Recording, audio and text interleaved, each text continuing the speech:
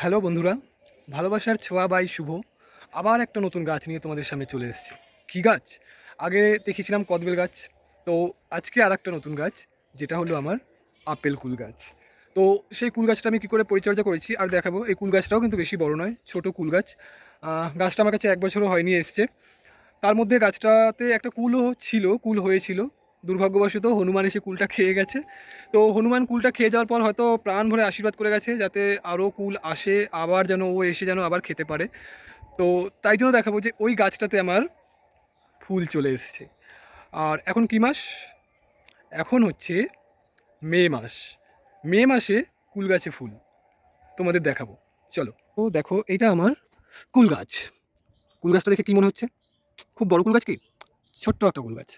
ডালগুলো দেখলেই বুঝতে পারবে। অথচ এই মে মাসে প্রচণ্ড গরমের মধ্যেও আমার কুল গাছে দেখো কীভাবে ফুল এসছে।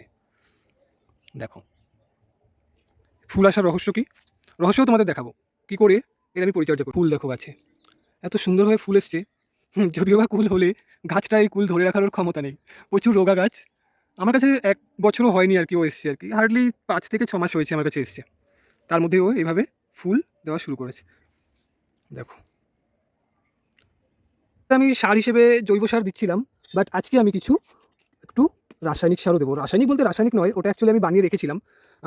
সেটা হচ্ছে হাড় গুঁড়ো, শিংকুচি, গোবর সার, নিম খোল, বাদাম খোল, সর্ষে খোল, এগুলো সব আমি মিশিয়ে রেখেছিলাম। মিশিয়ে এটা আমি প্রায় 15 দিনের মতন, 15 না, আমার বেশি হয়ে গেছে, 1 মাসের মতন আমি সেটাকে বালতির মধ্যে রেখে দিয়েছি।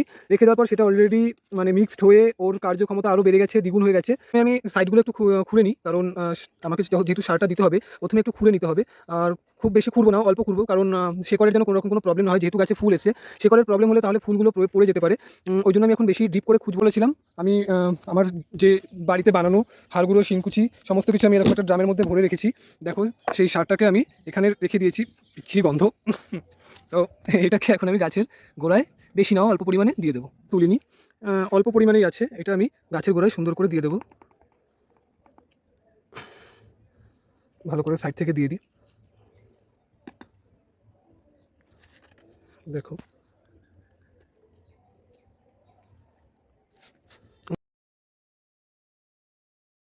সারটা দিয়ে দিয়েছি।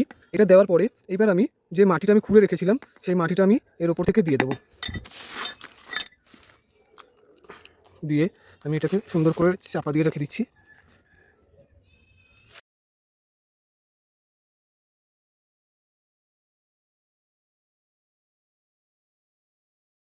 পরিমাণে জলে ভিজিয়ে দিতে হবে, সেভাবে পুরো মাটিটাকে যাতে ভিজে যায়।